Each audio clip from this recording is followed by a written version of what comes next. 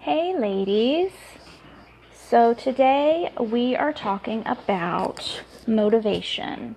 Motivation and the reality surrounding that word. So if you hop on, hopefully you can hop on and let me know that you can hear me all right and see me all right.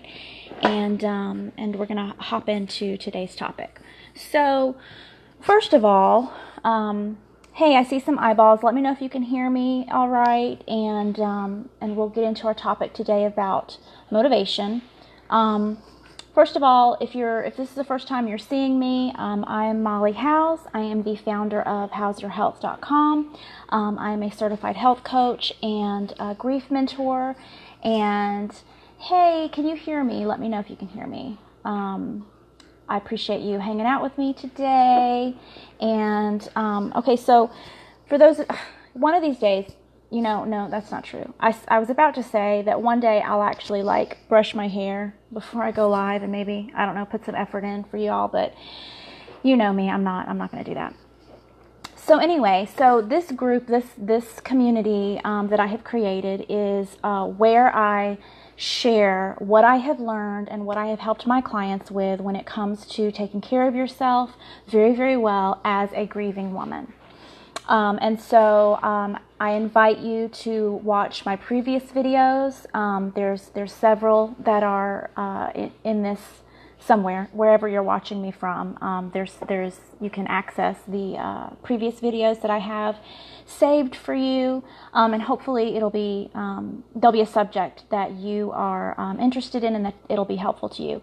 And if you have something specific that you would like me to talk about sooner rather than later, definitely leave me a comment and let me know that you would like me to speak about something specific. And let me know if you're catching the replay, if this was helpful to you, and just let me know, just let me know that you guys are watching it, that I'm actually bringing you some useful information, that you guys are happy to hear from me. So here's the deal. So I wanted to talk to y'all about motivation today, but I'm a little, of course, y'all know my notes are always squirrely.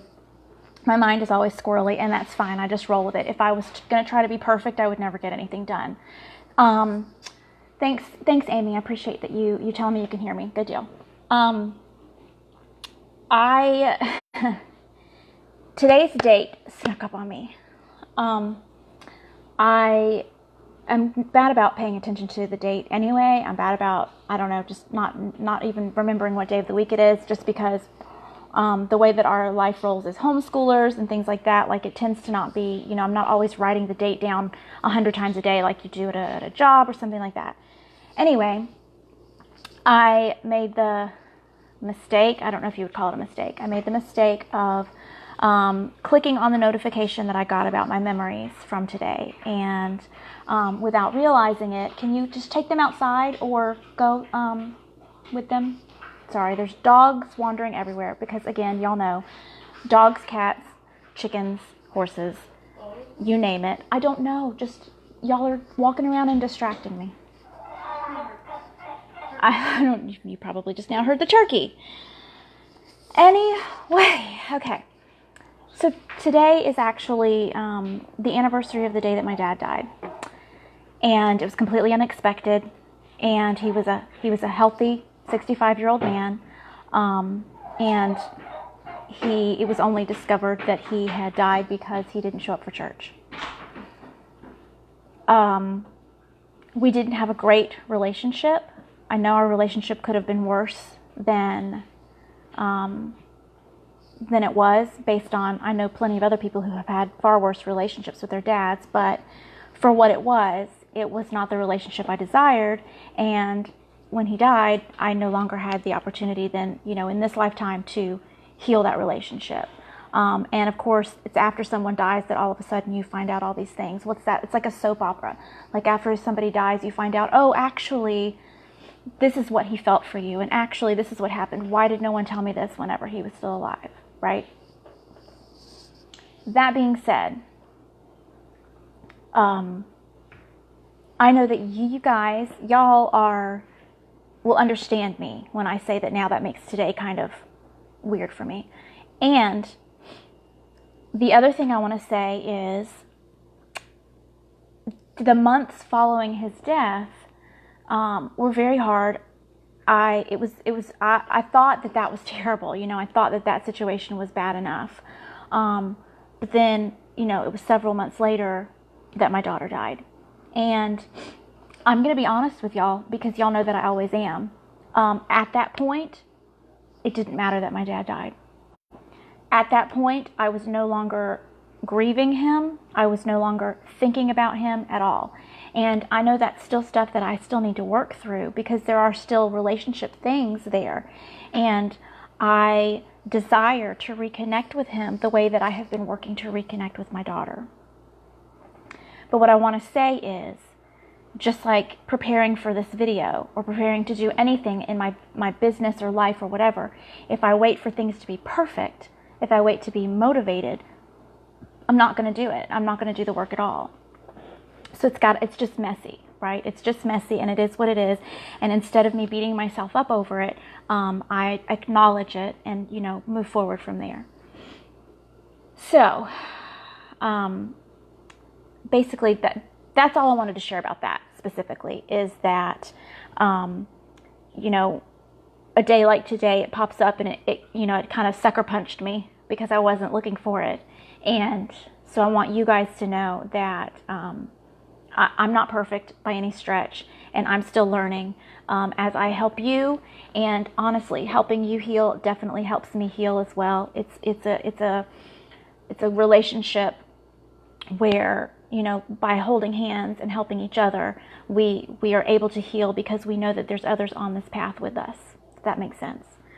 I hope that's making sense, because like I said, I just made the mistake of looking at that right before I had decided to go live.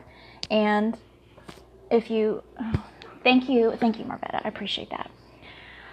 And like I already established, clearly I'm not even going to brush my hair for y'all, because if you come to my house, I may or may not be in pajama pants. More than likely I will be in pajama pants, and that's okay, because that's how I roll. And I'm definitely going to be your most laid back friend ever. Okay, so one of the reasons I wanted to talk to y'all today, sorry, I'm untangling my thing here, it's pulling on my ear. One of the reasons I wanted to talk to y'all about motivation today, and to say that motivation is bogus, is because, for one, this is a topic that I just recently covered in my small group program that is going on right now with my private clients. Was talking about motivation. I'm constantly hearing from you ladies that motivation is one of your biggest struggles. And it was one of mine as well. But we constantly have the feeling of, man, if I could just get motivated to change, to do what it is that I know I need to do, right? So I'm hearing from y'all about it. I'm hearing from my clients about it. I'm hearing it from myself too. Thank you, Amy. I appreciate that. So, okay, when I've mentioned that I have a background as a nurse, and I have a background as a health coach and a grief mentor, I have all of these educational backgrounds.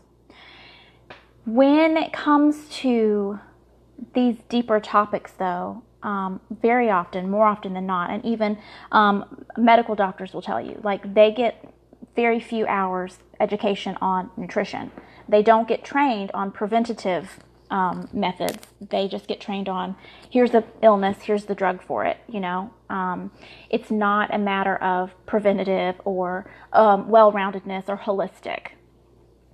Well, that's kind of the case in a lot of educational things. So my education in health coaching and in grief mentoring, it was generalized, if you will, like a surface level of all areas, but not really getting too deep into everything.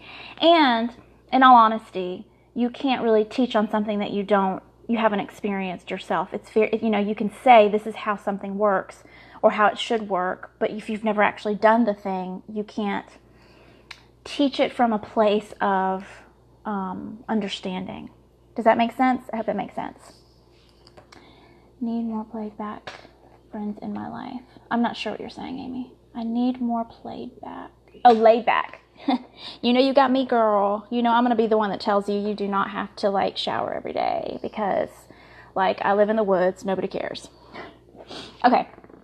So, some of the things that, so my point is that I continue my own education myself. I do plenty of research myself because, the certifications that I have and things like that, they're incomplete when it comes to what I want to know, what I want help with, and what I want to help my clients with. So I'm always reading books. I'm always following other people, other life coaches and researchers and people who have gone before me, whether or not they're exactly in the same situation as me or not. But if I resonate with something that they teach or a method that they teach, it sounds like it resonates with me, then I'm going to dig into it, right? And then I'm going to share it with y'all. So that was one of the things that, one of the reasons I wanted to bring this to you today, because I was talking to my ladies in my small group about, so the author Mel Robbins, her book is called The 5-Second Rule. I heard her say something about motivation, and it clicked with me, and I really wanted to share it with y'all because we talk about this all the time. Like, I just wish I was more motivated. Well, motivation, the reason I say motivation is bogus is because motivation is feeling like doing something. I'm never going to feel like doing something.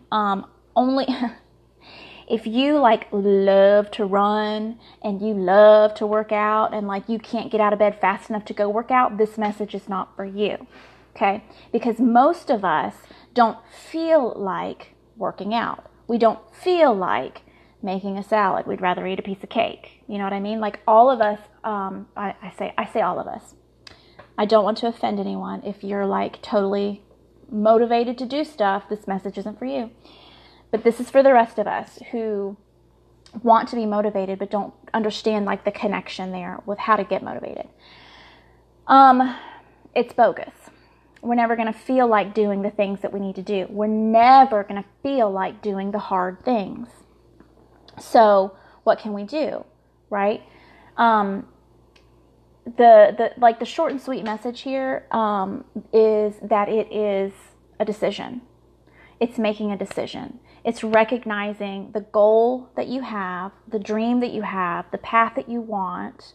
And when you say, oh, I just wish I felt like doing whatever it is, recognizing that thought and realizing that you just have to make a decision. And so she talks about, in her book, The 5-Second Rule, she talks about in that moment launching herself into action before her brain has a chance to talk her out of it.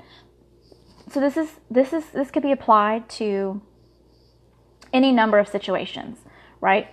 And so when we are grieving, especially during certain times, and, like, you know, I guess I could say today would be a good day for me to use as an example. The opportunity to sit and wallow and choose to, you know, eat an entire pack of cookies because I'm sad. I can choose to do those things, right? And then say, oh, I wish I was motivated to do something, you know, else. I wish I was motivated to make a different choice or to feel better or to start a project or fill in the blank. Whatever it is that's for you today, and I know that when I say this, you're going to think of whatever it is that's there for you today that you think, I wish I had motivation.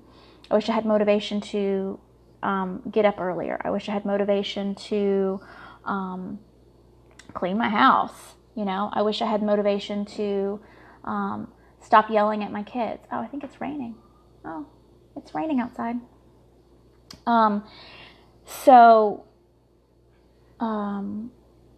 When we have those thoughts of saying, I wish I was motivated, what we're actually doing is our brain is making, like, an excuse for us to be like, well, because I'm not motivated, then I guess that means I won't do it because obviously I can't. And it's not me, it's just that I don't have the motivation. And I don't actually have a responsibility to myself, right, to make those decisions. But we know, if we really like are honest with ourselves, that everything's a choice. Everything is a choice, and we are one decision away from making that change, whatever that change is that we seek. When I apply it to, you can, like I said, we can apply it to everything, but for the sake of just keeping this short and sweet, but when we apply it to something related to our grief, and I talk about this all the time if you've watched any of my videos, and like I said, I highly recommend that you go back and watch previous videos of mine as well. I always talk about one of the best things that I have ever learned, and like I said, I learned this from a life coach. I did not learn this in some certification program, because it takes experience to learn these things, right? The biggest, most helpful thing I learned was about shifting our beliefs, shifting from painful beliefs to peaceful beliefs, shifting from sadness to gratitude. And when it comes to being motivated to do the things that we need to do, but we're grieving, it is just a matter of launching yourself into action.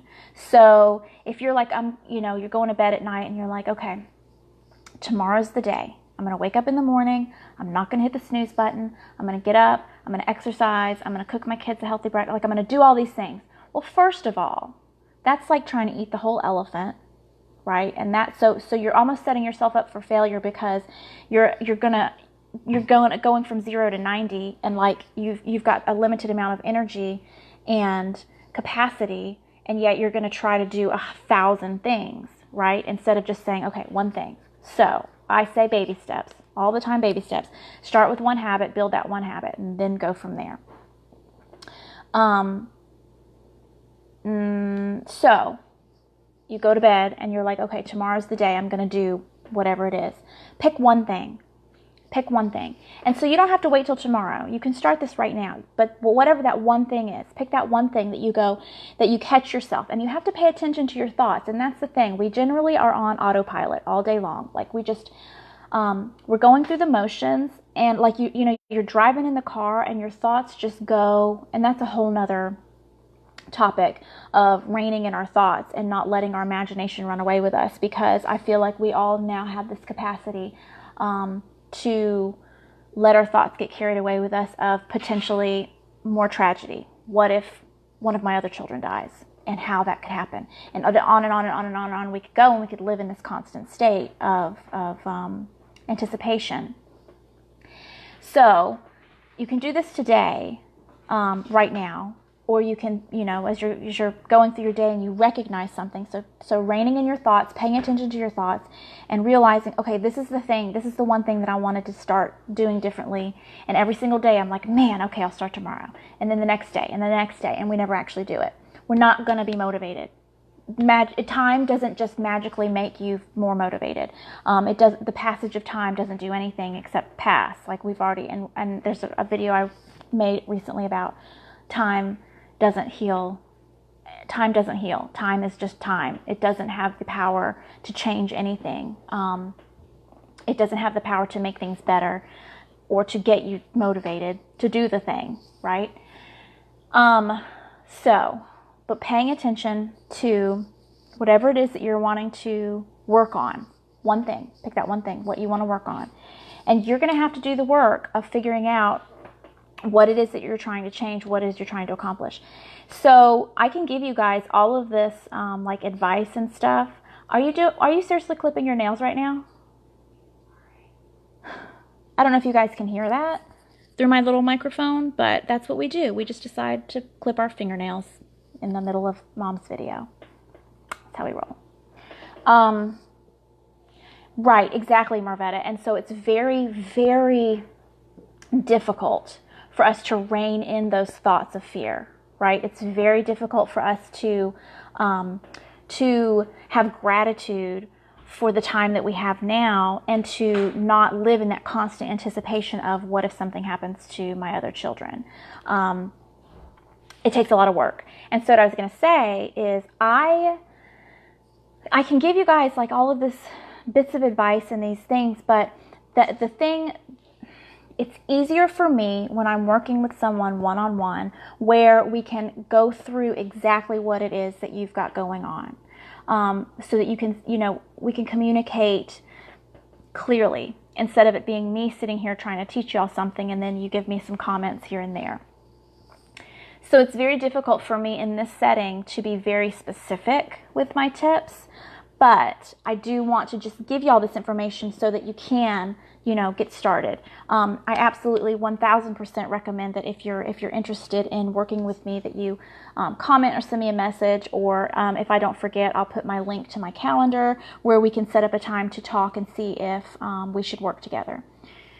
But this is what I want to leave you with, is when you recognize the thing that you want to change, or the thing that you're saying, I wish I was motivated to do whatever, is that you use that as an opportunity to say, okay, the thing that I want to change is this, and I want to change it in this way. And so from now on, every time I fall into that trap of, I wish I could change, I immediately launch myself into that action of just doing the thing.